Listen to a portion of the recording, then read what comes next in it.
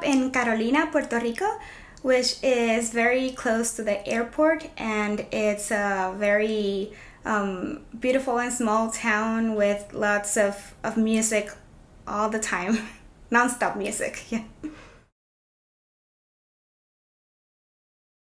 I grew up as a violinist, and I, at the same time, I was pretty immersed, not by choice, but I would say just the sound environment that was around me was what my dad was listening to, which was old school salsa. Also, my mom, like pop ballads, and a lot of folk music was also in the environment, and also a lot of reggaeton. Carolina, where I'm from, it's where reggaeton was born. So that's been always very loudly in my ears, and on the side I was very obsessed with Bjork and Tori Amos and Fiona Apple and a lot of singers, songwriters, and yeah, a mixture of all of those things. I grew up playing the violin. I rarely play the violin now, though I love writing for strings, but I play the accordion now mostly and sing. I started writing music around when I was 19 years. It was kind of late. Even though I grew up playing in orchestras, I never played anything by someone that's living. So I just didn't know that was a possibility, and yeah, it took me a while to discover that there were people writing music amongst us. And yeah, once I found out about it, everything kind of made sense. I just thought I was the most unfocused violin student that was learning how to play the harp, the cello, and just very curious about sounds. And then I found out I just wanted to write for all of them. Well, I first started writing music for bands, and it just so happened that because I was a violin player, that my bandmates were. It was a string quintet, and at that time we were incorporating electronics and voice and strings, and because of the instrumentation, I was writing things down, but I was definitely not thinking about it as like I'm a composer. I was just like writing music together with my friends in a band. And then soon after, I discovered that there was such a thing as composers, and then started to deliberately call myself a composer and switch majors because I was a violin major in my third year actually, so almost done, and I just switched to composition and never looked back.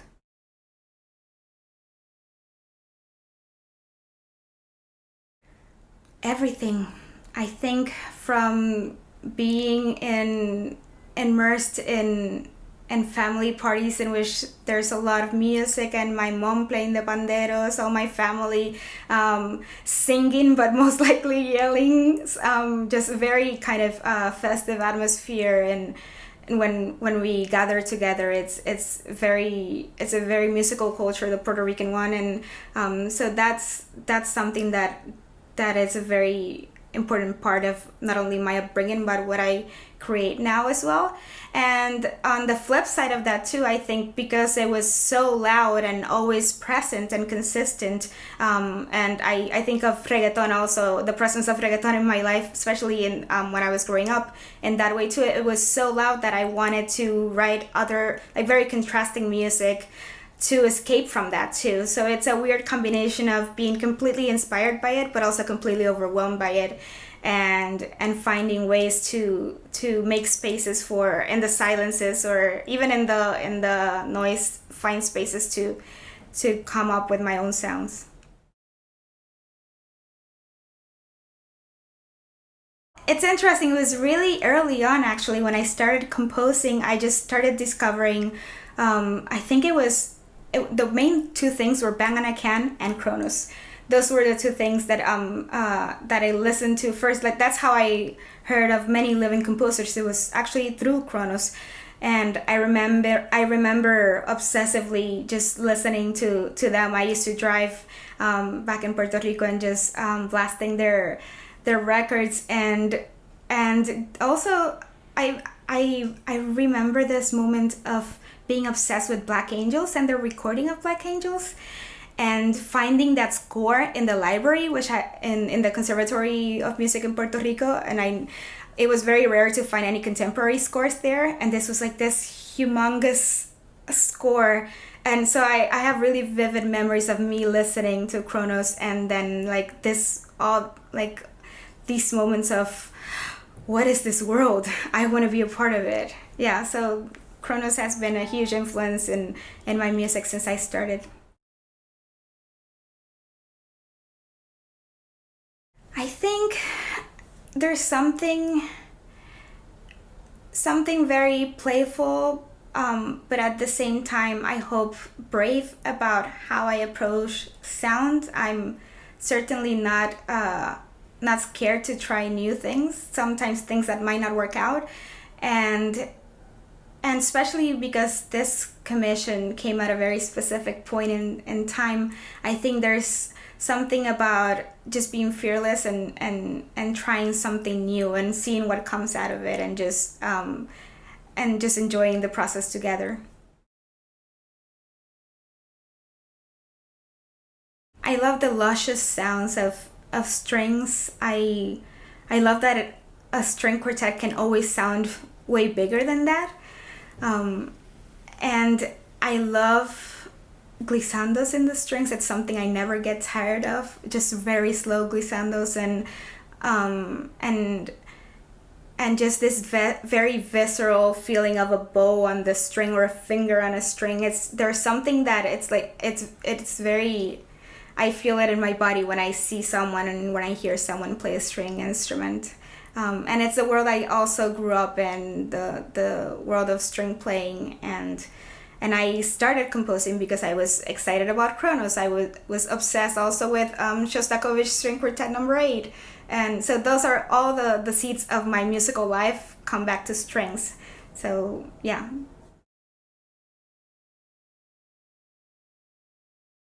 So this piece is titled Marejada, which roughly translates to waves in the ocean, and I knew I wanted to create something that captured the moment, but I also didn't want to write a piece that felt like in this uncertain times that we are, and was either a reflection or meditation or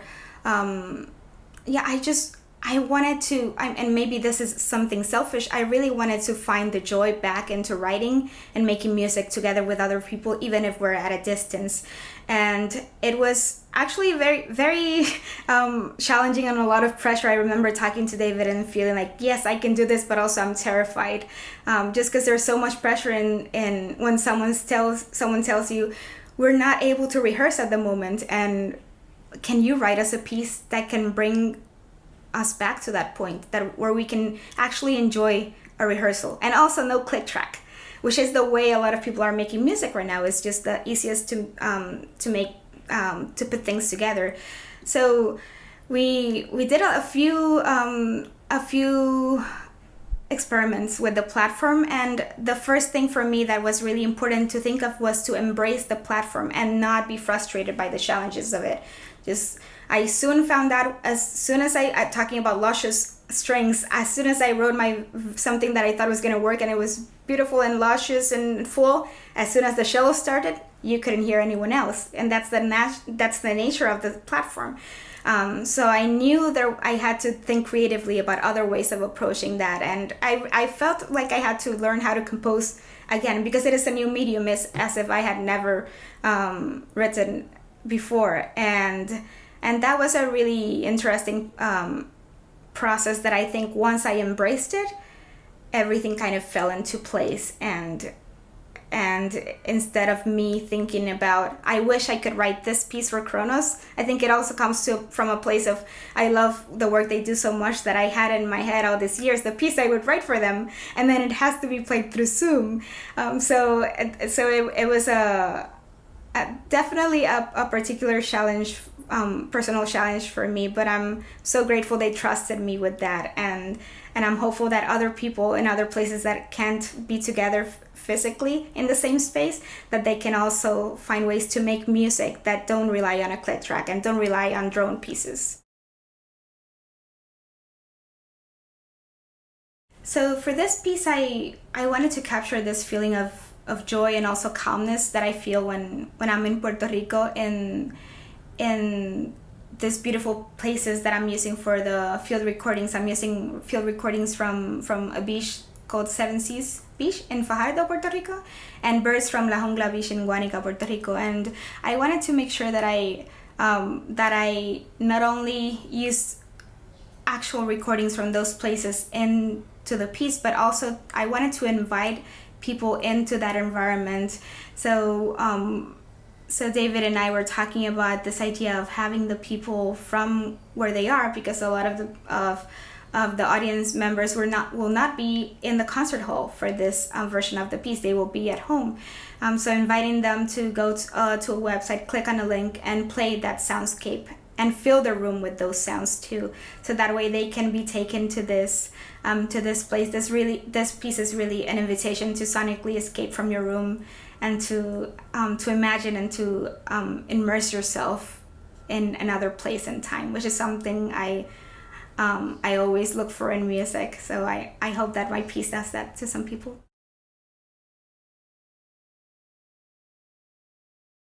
I hope that they think of this piece as a way of redefining what music making looks like, especially at this time, redefining what success looks like in a performance, reimagining what your own relationship with the others in your group is, and that it also kind of not only sparks curiosity to find other ways to approach this, but also that it encourages people to listen more deeply, because this piece is all about listening. You're responding to each other, and each gesture is in response to another, and that's at least that was my creative solution to approaching this medium. Was I remember Sonny in one of our rehearsals after a session in which all of the material I had worked on did not work at all, and at the very end, the last 3 seconds, Sonny did something like this,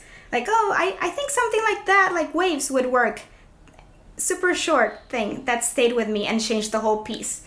And then I was like, oh, it's all about this gesture, the waves, and strolling, and you have to listen to each other. So that was a really important part of the process, just letting go and really embracing things, and not having the usual control that as a composer you have. So I hope that the players also engage in that dynamic, and that are open to welcoming everything that happens as part of the process, and find joy in it too.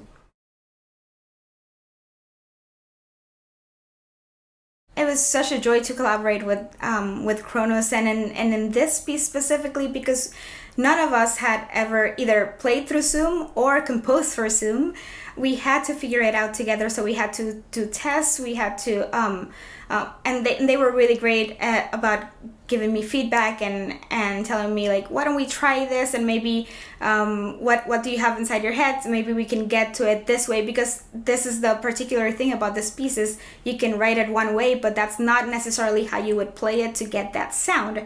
So there's that kind of that balance of the score, what it's written, and also what you hear, and also how the performers need to approach it to get to that sound, and not only thinking about that for the performance with Kronos, but also beyond that, how can I communicate this very clearly so that other people, without having to engage in conversation with me, though I would love to talk to other string quartets that are playing it, but without that, also being able to feel like they can tackle on this piece.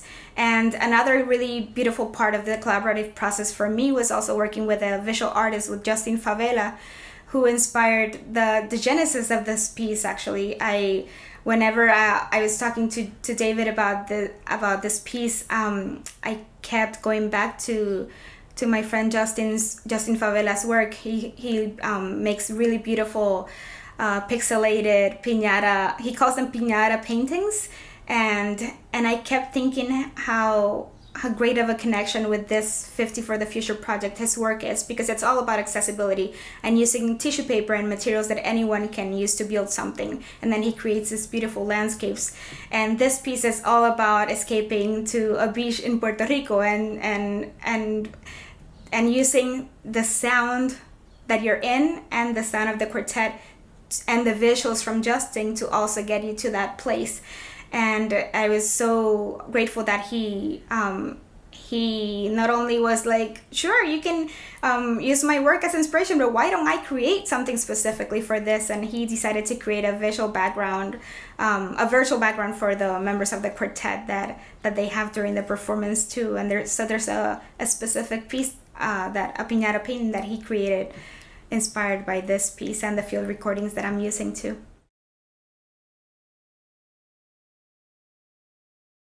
Doing creative work at this time has been really challenging. I would say the first 3 weeks, I spent them feeling guilty that I was not working on music, because I felt very grateful that I still had commissions to work on, but I just couldn't bring myself to write music. Everything felt so, writing music for some weird reason, even though I advocate, like a lot of other artists, for the value of the arts, and we all know that, especially in times like this, we all go to the arts for comfort and healing and joy and a lot of really valuable things. But as an artist, I found a big disconnect between those values that I hold so dearly and what I was physically and mentally able to do, and I just wasn't able to create them. And then I got a really small, like a micro commission from Jennifer Cole to write a short violin miniature, a 30-second piece. And I was like, okay, I got this. This is the thing I need. It's a short thing. And I was still struggling. And then I decided, what are the things? I started to think about the things that bring me joy. And I decided to download this video of these 2 dogs in Germany that I follow on Instagram that I love. And I decided I'm gonna just score this video, and that's gonna be the piece. So I decided to approach it as a film scoring project. And whenever they're playing with balloons in their backyard, and whenever their snout touched the balloon, I was gonna make this kind of gesture. And that was really my way to get back into composing, was through that piece. And then soon after that, Kronos, which was also a huge, it was such a huge undertaking, in the sense that I felt the weight of, like, the string quartet that I love so much, and that is one of the reasons why I write music. But also I have to write it in a way in which they can make it happen while they're apart from each other.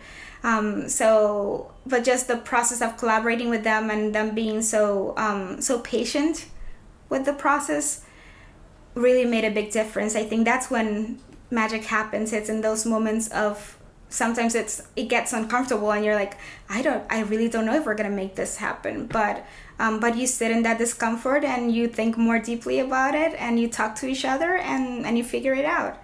And that was a huge lesson for me, and has really made me be able to continue to compose. And I'm working on other projects now, and it's just, I think it's come to just finding the joy back into what I do, and remember why I do this in the right place. And a big part of that is collaboration. Well, I really love plants and taking care of them, and in some of my music I also use technology to bring the music of plants to life too. So it's hard for me to separate the two, but it is something that I love doing. And learning about plants, learning about birds too. And I really, really enjoy spending time with my dog too, and getting to know other dogs in the neighborhood. It's one of my favorite things, and getting to know a community and my neighborhood through the people that have pets. So those are some things that I really enjoy besides music.